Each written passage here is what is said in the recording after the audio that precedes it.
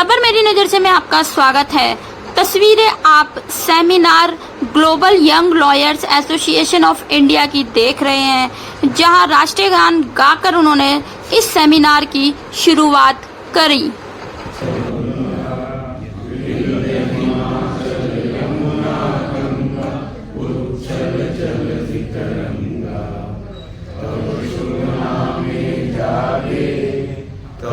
वहीं दूसरी तरफ तस्वीरें आप सुप्रीम कोर्ट से आए जजों की देख रहे हैं, जिसमें भागीदारी निभाई है जस्टिस तलवंत सिंह, रिटायर्ड जज of Delhi high court, Ravi Kumar, रेनोवेड CA, KC Mittal, former chairman bar council of Delhi, Zafar Islam, farmer MP Rajya Sabha, Santosh Bharti, senior journalist and x MP Lok Sabha, justice IA. Ansari, honourable registered जज Patna high court, A K. Vajpayee, chairman NIFTU and TV face, Gaurav Bhalla, spoke person politician of Congress and doctor Adish Agarwal, president SCBA।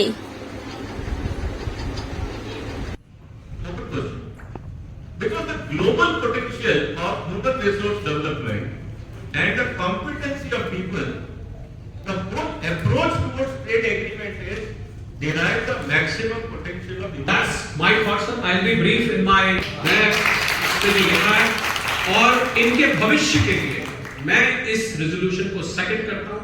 इससे भी आगे बढ़कर अगर मुझे आप देते तो बता दें आपको कि इस सेमिनार में सुप्रीम कोर्ट से आए यंग लॉयर्स जो है इसमें शामिल रहे, साथ ही साथ जो इसमें सुप्रीम कोर्ट से रिटायर्ड जज थे उन्होंने भी यहाँ पर सेमिनार में भागीदारी निभाई। लगातार जो है यहाँ पर सेमिनार का प्रयास ये रहा कि जो यंग लॉयर्स हैं उनको जो है अपने भारतीय कानून की जानकारी दी जाए और उसके दायरे में जो जो नियम जो चीजें आती हैं उसकी जानकारी।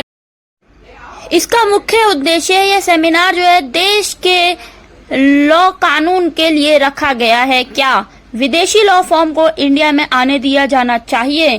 क्या यह भारत के कानून से किसी अफसरों को छीनते हुए नजर आएगा? जहां global young lawyers association of India ने यह सेमिनार इसलिए रखा ताकि भारत में विदेशी लॉ फॉर्म को नहीं आने दिया जाए, उसकी यहां पर इजाजत नहीं मिलनी चाहिए। उसके लिए क्या क्या कदम उठाए जाएं, यह सेमिनार का सारांश रहा, जिसमें सुप्रीम कोर्ट के जजों ने अपनी अपनी जो है यहाँ पर राय बताई, जिसको लेकर जो है इसे कैसे रोका जाए।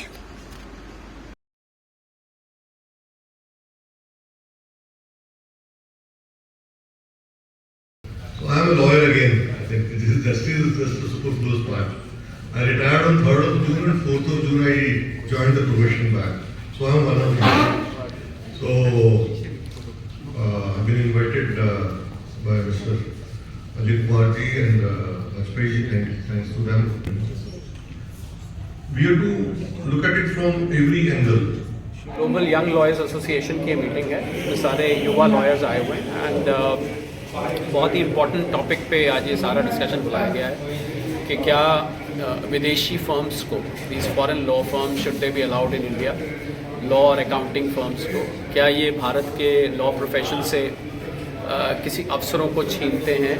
इस टॉपिक पे ये बुलाया गया है और ग्लोबल यंग लॉयर्स एसोसिएशन ने एक रेजोल्यूशन भी पास किया है जिसमें उन्होंने भर्त्सना की है इस बात की कि इन लॉ फर्म्स को, विदेशी लॉ फर्म्स को यहाँ नहीं आने देना चाहिए, इनको यहाँ इजाज़त नहीं मिलनी चाहिए।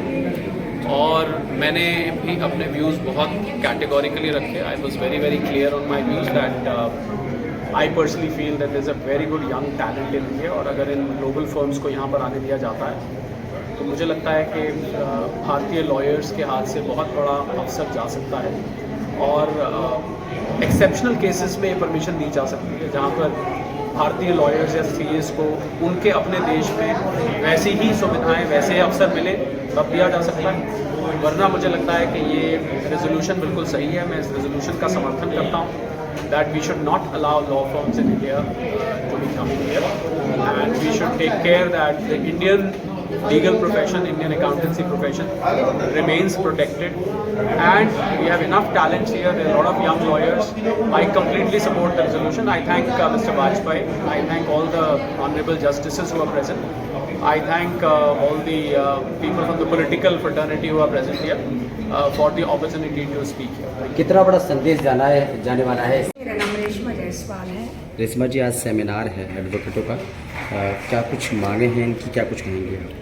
जी, ये जो यंग बच्चों का या यंग लोगों का जो सेमिनार है वो कुछ मुद्दों पर उठाया जा रहा है जो हमारे देश में जो लॉ एंड ऑर्डर है उसके ऊपर बातचीत हो रही है, और इसके अलावा इसके अंदर जो हमारे लॉ एंड ऑर्डर में रहकर कुछ बेहतर कर सकते हैं तो उसके लिए भी यहाँ पर बातचीत होगी, या उस पर कुछ ऐसी चीज़ें निकल के आएंगी सेमिनार के अंदर जो कि हम एक नए लॉ को कहीं ना कहीं अमेंडमेंट में देख सकें या कुछ उसके ऊपर हम काम कर सकें। तो वो तो आज की जनरेशन ही है जो कि यंग कर सकती है।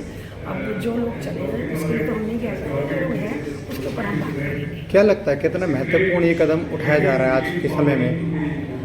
जी, ऑफ कोर्स ये जो सेमिनार है एक महत्वपूर्ण कदम उठाने के लिए किया गया है, और इतने बड़े बड़े लोग आए हुए हैं यहाँ पर। जजेस हैं, सुप्रीम कोर्ट के लॉयर्स हैं, सुप्रीम कोर्ट के जजेस हैं, रिटायर्ड जजेस हैं। तो ऑफ कोर्स वो लोग जो हैं वो इसमें काफ़ी एक्सपीरियंस है, देश के कानून को वो ज़्यादा बेहतर समझते हैं, तो एक अच्छा कदम होगा। कुछ परिणाम की उम्मीद आप? जी हाँ, बिल्कुल, एक नई जनरेशन है और आप सभी यंग हैं, यहाँ पे बच्चे जितने और बैठे हुए हैं वो सभी भी यंग हैं, तो मैं समझती हूँ कि सभी के लिए ये एक बहुत अच्छा, एक बेहतर कदम मुद्दों पर बातचीत। देखिए, ये मुद्दा जो है डिबेटेबल मुद्दा है। मुझे लगता है कि इसके एडवांटेजेस भी हैं, डिसएडवांटेजेस भी हैं। और राइटली रिजेक्ट करना मैं नहीं समझता, इसलिए कि मुझे मालूम नहीं कि अभी सरकार इस पर क्या स्टैंड लेगी, लेकिन सरकार जो भी स्टैंड लेगी वो सारे पक्षों का ध्यान रखते हुए, सारे स्टेक होल्डर्स का ध्यान रखते हुए, और जो बेहतर होगा देश के लिए और देश के जो उभरते हुए जो टैलेंट है उसको ध्यान रखते हुए जो बेहतर होगा सरकार उस फैसले पर लेगी। और मुझे लगता है कि बार काउंसिल ऑफ इंडिया ने जो इनिशिएट किया है एटलीस्ट वो डिबेट होना चाहिए, और वो डिबेट होकर final decision should rest with the government of India, ministry of law, and whatever decision they will take that should be final, और उसको सबको should be abided. Thank you sir.